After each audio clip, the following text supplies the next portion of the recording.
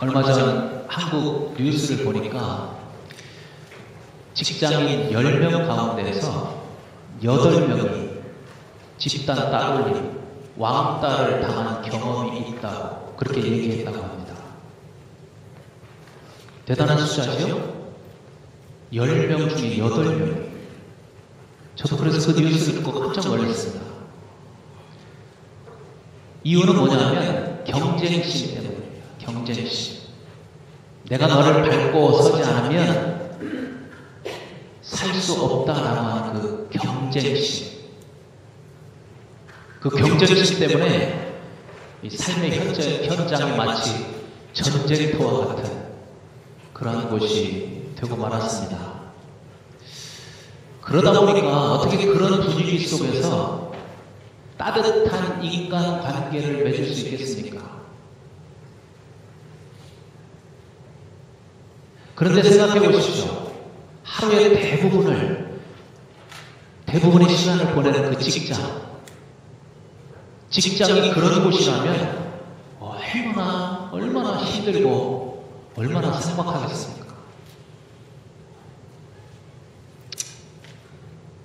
국민소득이 15위라고 그러죠? 그런데 행복지수는 120등이라고 합니다. 120등. 나라는 분명히 부자가 되었는데, 옛날에 비하면 너무나 큰 부자가 되었는데, 그곳에 살고 있는 사람들은 오히려 더 불행해지는 그런 이상한 결과가 나오고 있습니다. 가정도 마찬가지입니다. 자녀 하나를 낳아서 기르는 데까지 3억 원 이상이 된답니다. 그런 통계를 내놓았습니다. 3억 원 이상.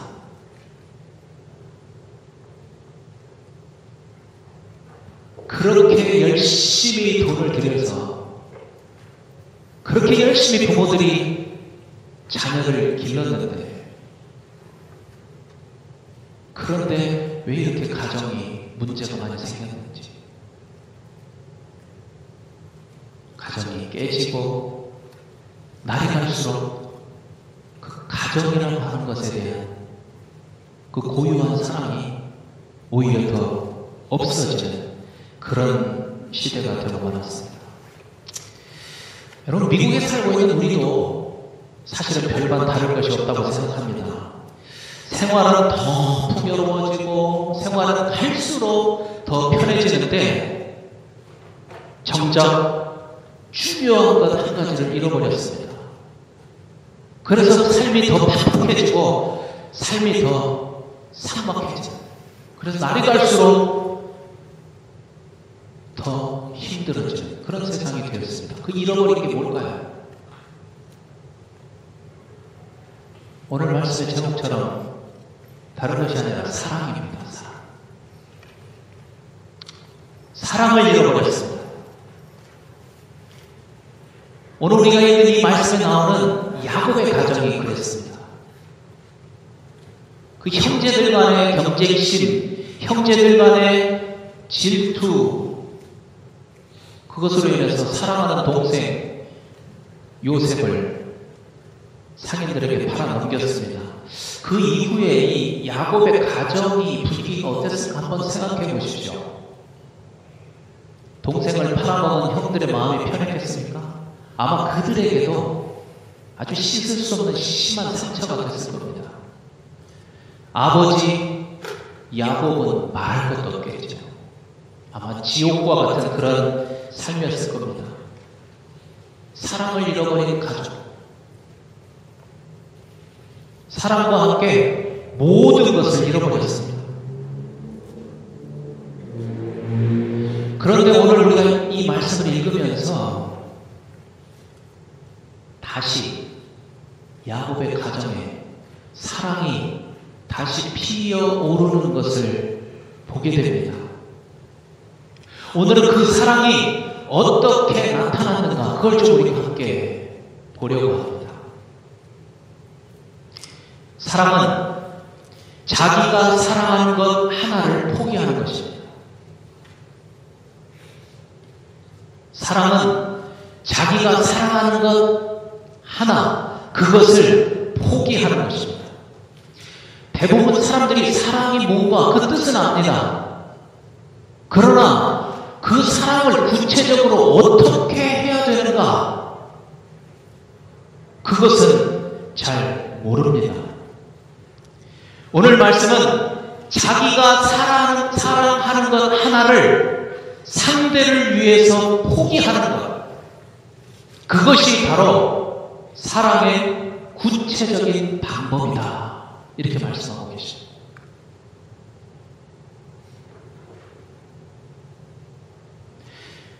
야곱의 식구들이 살고 있는 이 가나안 땅에 아주 극심한 가뭄이 왔습니다. 그래서 먹을 양식이 떨어졌습니다. 아들들을 시켜서 애굽 땅에 양식이 있다더라, 가서 좀 사오거라. 아들들이 애굽 땅에 갔는데 거기에서 둘째 아들 시몬이 인질로 잡히고 말았습니다. 왜냐하면 이미 애굽의 총리가 된 요셉이 형을 알아보고 꾸민 그런 일이었죠. 막내 동생이 베냐민을 데리고 와서 너희들이 정탐꾼이 아니라는 것을 증명하라고 합니다. 그러면 시몬을 풀어주겠다. 그리고 식량을 주었죠. 근데 그때 가지고 온 식량을 이제 다 먹고 바닥이 나고 있습니다. 다시 그 식량을 사기 위해서 애국으로 가야 되는데 도저히 야곱이 그 동생 아우 막내 베냐민을 내놓을 수 없다고 합니다. 한번 야곱을 생각해 보시죠. 좀 오래된 일이긴 하지만 요셉을 잃어버린 그 깊은 마음의 상처가 아직도 그의 마음 가운데 성성이 살아있겠죠. 거기다가 시몬까지 이제 인질로 잡혔습니다. 그런데 막내 베냐민을 또 데리고 가겠다고 합니다.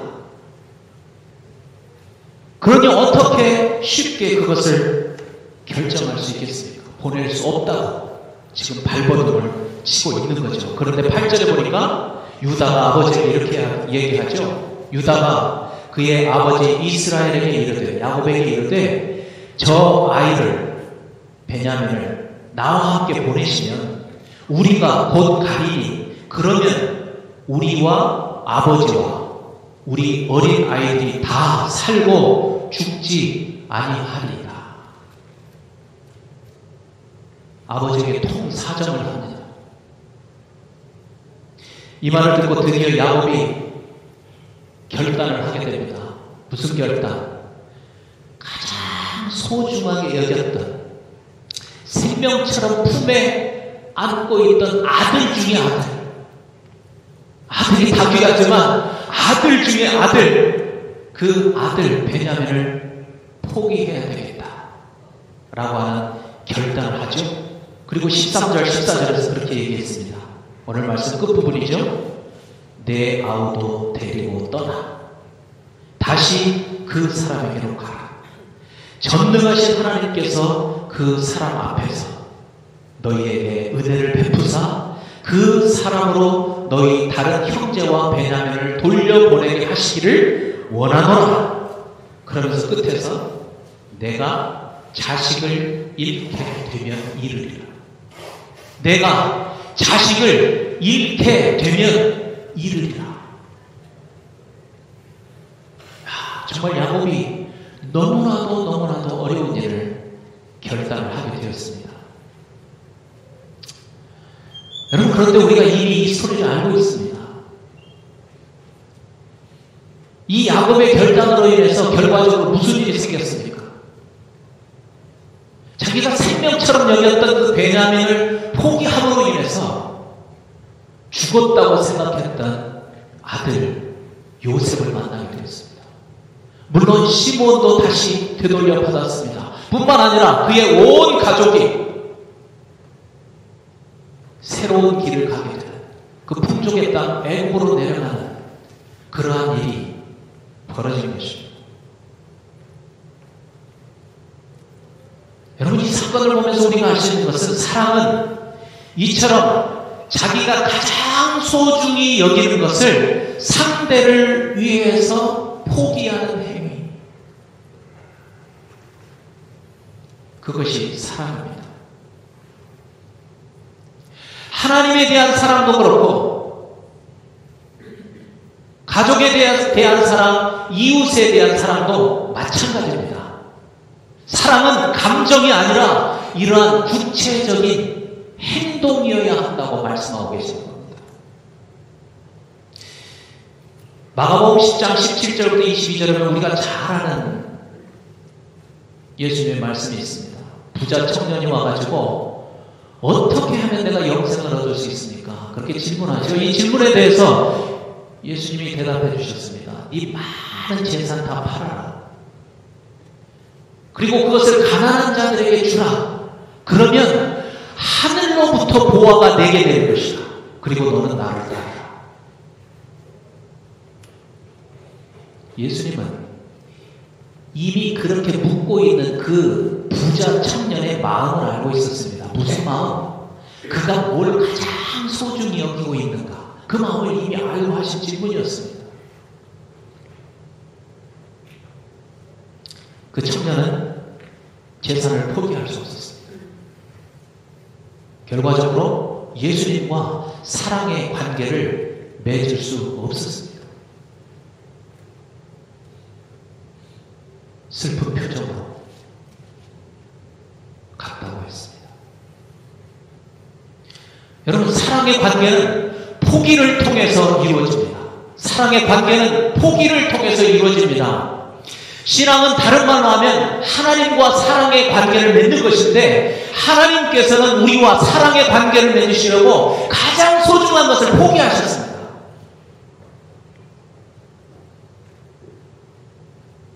독생자 예수님을 포기하셨습니다. 우리와 사랑의 관계를 맺으시려고.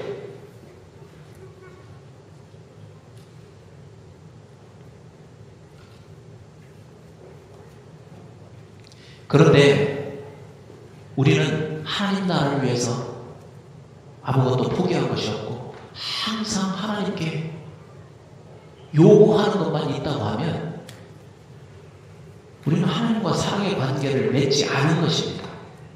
맺지 못한 것입니다. 하나님과 사랑의 관계를 맺으려면 포기해야 될 것이 있다고 성경은 반복해서 말씀하고 있습니다. 뭐라고 말씀하십니까? 그래서 십자가를 지라고 말씀하시는 겁니다. 자기를 부인해야 된다고 말씀하시는 것입니다. 그 말이 바로 그 말입니다. 그래야 하나님과의 관계를 맺을 수 있습니다. 하늘의 보화를 받아서 누리는 자가 됩니다. 여러분, 하나님을 진실로 믿게 된 사람들, 하나님과 진정한 사랑의 관계를 맺은 사람들은 다 이 단계를 거친 사람들입니다. 한 사람도 예외가 없이. 모두가 포기하는 단계를 거친 사람만 하나님과 사랑의 관계를 맺을 수 있습니다. 자기를 부인하고 십자가를 지면서 자기를 포기하는 그러한 단계 말입니다. 이 단계를 지날 때 인간적으로는 아픔을 경험할 수도 있습니다. 인간적으로는 절망을 경험할 수도 있습니다. 그러나 그 이후에 하늘의 보화를 누릴 수 있습니다. 이 하늘의 보화가 뭡니까? 하늘의 보화, 다른 것이 아니고 하나님과의 사랑의 관계, 친밀한 관계, 그것이 하늘이 우리에게 주시는 하늘의 보화입니다. 여러분, 왜 사랑의 관계를 맺으려면 왜 이런 아픔을 경험해야 되는가? 그것이 사랑의 공식이기 때문에 그렇습니다. 변할 수 없는 사랑의 공식이기 때문에 그렇습니다. 사랑의 관계는 자기 자신을 내세우면 절대로 이루어질 수가 없기 때문에 그렇습니다. 그래서 자기 자신이 깨질 때 아픔을 느끼는 겁니다.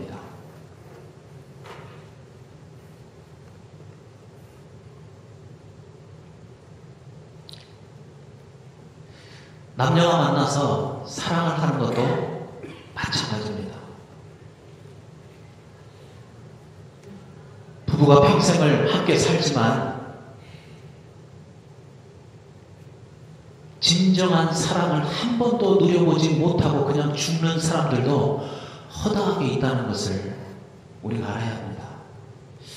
내가 상대를 위해서 포기한 것이 없다면, 그래서 여전히 내 자존심을 세우고 있다면 사실은 부부니까 함께 사는 겁니다. 사랑하기 때문에 사는 것이 아니고, 남편이기 때문에, 아내이기 때문에, 자식을 책임져야 하는 그런 부모이기 때문에 사는 거지, 사랑하기 때문에 사는 게 아니라는 겁니다. 상대를 위해서 내가 전혀 포기한 게 없다면, 여전히 자존심을 세우고 산다면, 그건 너무나 분명한 사실입니다. 여러분, 이런 삶, 아무리 풍족하고 넉넉한 삶을 산다고 해도 우리가 누려야 될 너무나도 소중하고 너무나도 중요한 것을 누리지 못하는 삶입니다.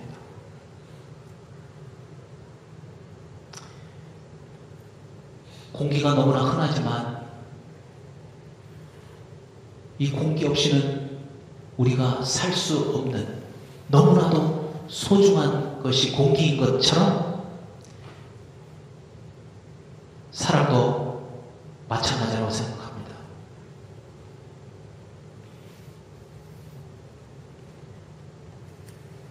우리가 사는데 공기만큼 중요한 것이 사실 사랑입니다.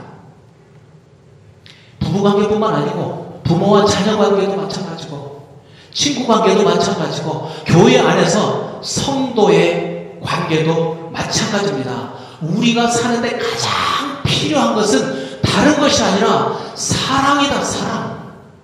사랑이다.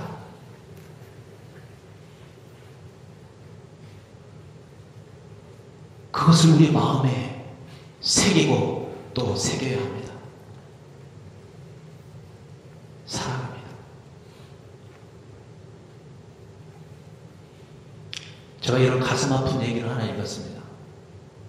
캐나다에서 실제로 있었던 그런 사건인데, 어떤 사람이 어려서부터 부모에게 학대를 당하고 막 가난 가운데 살았는데 본인이 열심히 노력해가지고 성공을 했습니다. 그래서 재산도 많이 갖게 되었고 결혼해서 예쁜 아들도 생겼습니다. 거기에다가 꿈에도 그리던 최고급 스포츠카도 샀다고 합니다. 그런데 어느 날 이 사람이 자기 차를, 이 스포츠카를 손질하려고 차고로 이렇게 들어갔는데 어디서 뭐 좀 이상한 소리가 들리더라고요. 그래서 이렇게 살펴보니까 자기 아들이 아주 천진난만한 얼굴로, 그 표정으로 못을 가지고 자기 스포츠카에다가 뭐라고 낙서를 하고 있더라고요. 갑자기 이성을 잃었습니다. 손에 잡히는 공구를 가지고 아이의 손을 팍 때리고 말았습니다. 아이의 손이 뭉개졌습니다. 병원에 가서 수술을 했는데 손을 복구하지 못해서 잘라낼 수밖에 없었답니다.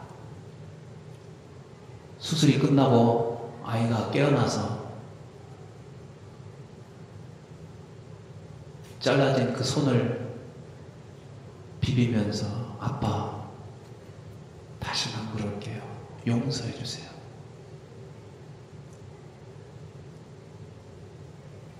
그 아빠의 심정이 어땠을까요?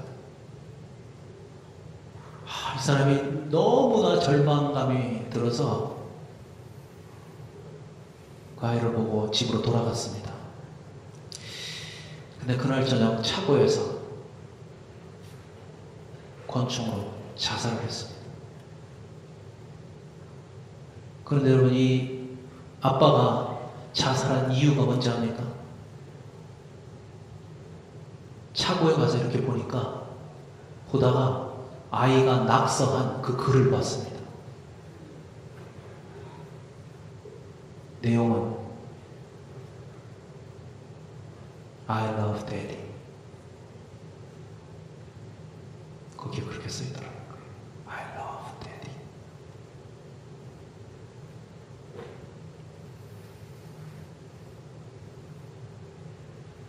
여러분, 무엇이 중요합니까? 사람이 참 현명한 존재인 것 같은데 한편 얼마나 어리석은 존재인지 모릅니다. 별로 중요하지 않은 것 때문에 정말 중요한 것을 놓쳐버릴 때가 얼마나 많은지 모릅니다. 그러고 나서 후회하는 거죠. 그냥 우선 눈에 보이는 것, 그것 쫓아서 살다가 정말 중요한 것을 놓쳐버리는 그런 어리석은 존재가 인간입니다. 특별히 자존심이 강해질 대로 강해진 이 문명국의 현대인들이 오히려 더 그런 것 같습니다. 여러분, 우리가 이런 어리석은 사람이 되지 않으려고 하면 우리의 생각을 고쳐야 합니다. 어떻게? 모든 관계의 최종적인 최고의 목표는 사랑이라는 겁니다. 사랑. 모든 관계의 목표는 사랑입니다. 하나님과의 관계도 물론이지만 부부관계, 자녀관계, 친구관계, 교회 안에서의 성도관계, 모든 관계의 목적은 기능이 아니라 사랑입니다. 사랑이 목적이 되어야 합니다. 아무리 큰 능력이 있어도 사랑이 없으면 아무것도 아니요. 사랑이 없으면 내게 아무 유익도 없느니라. 어디에 있습니까? 고린도전서 13장 2절 3절에서 말씀하셨습니다. 여러분, 이 말씀이 맞죠? 맞습니다. 사랑이 없으면 아무것도 아닙니다. 아무리 많이 가져봐야 아무것도 아닙니다. 아무리 건강하게 살아봐야 아무것도 아닙니다. 사랑이 없으면. 뿐만 아니라 사랑이 없으면 내게 아무것도 유익하지 않습니다. 오히려 해로울 뿐입니다. 사랑이 없습니다. 그 사랑을 어떻게 만들 수 있습니까? 오늘 말씀이 말씀하시는 것처럼 자기가 소중히 여기는 것 한 가지를 상대를 위해서 포기하는 겁니다. 성경에 있는 말씀대로라면 자기를 부인하는 겁니다. 요즘 많이 하는 말로 자기를 내려놓는 것입니다.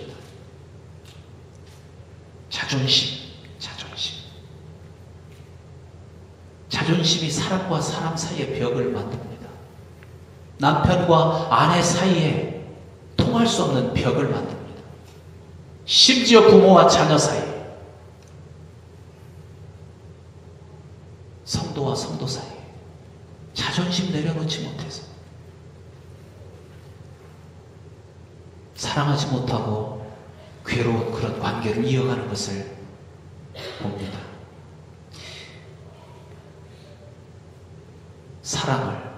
사랑을 무엇보다도 가장 귀하게 여기는 우리 모두가 되기를 다시 한번 간절히 소원합니다. 그래서 자기를 부인하고 하나님과 또 모든 인간 관계 속에서 다시 이 야곱의 가정처럼 사랑이 회복되는 그런 축복이 있기를 간절히 바랍니다. 그런데 오늘 말씀을 보면서 또 하나 중요한 것은 야곱이 베냐민을 포기하면서 했던 기도입니다. 그 기도가 오늘 말씀 마지막 절 14절인데 이렇게 기도하죠. 전능하신 하나님께서 그 사람 앞에서 너희에게 은혜를 베푸사 그 사람으로 너희 다른 형제와 베냐민을 다시 돌려보내게 하시기를 원하노라. 그 품속에 있었던 아들, 그렇게 소중히 여겼던 그 아들을 포기하면서 이렇게 하나님께, 전능하신 하나님께 기도했던 겁니다. 은혜를 베풀어 주시는 전능하신 하나님을 믿고 의지하는 가운데 자기의 그렇게 소중하게 여겼던 것을 포기할 수 있게 되었던 겁니다. 여러분, 우리가 모르는 거 아닙니다. 그럼에도 불구하고 자신을 부인하는 것이, 자존심을 꺾는 것이 그렇게도 쉽지가 않습니다. 내려놓는 것이 그렇게 쉽지 않습니다. 왜 그렇습니까? 공포심 때문에 그렇습니다. 공포심. 그렇게 내가 철저하게 붙들고 있었던 것, 이거 놓으면 큰일 나. 하나님을 믿는다고 했지만 내가 그렇게 철저하게 소중하게 의지하며 살아왔던 그것 놓치면 마치 내 삶이 실패해버릴 것 같은 그러한 공포심. 그것 때문에 그것을 놓지 못하는 것입니다. 야곱, 그 공포심을 어떻게 이겼습니까? 하나님을 믿는 믿음으로 이겼습니다. 하나님을 믿는 믿음으로 그 공포심을 이겼습니다. 하나님께서 지켜주실 것을 믿었습니다. 뿐만 아니라 내가 자식을 잃으면 잃으리라. 설사 베냐민이 죽는다 해도 하나님께서 자기 가족을 가장 좋은 길로, 최선의 길로 인도해 주실 것이라는 걸 믿을 수 있었기 때문에, 그 믿음 때문에 베냐민을 포기하고 내놓을 수 있었습니다.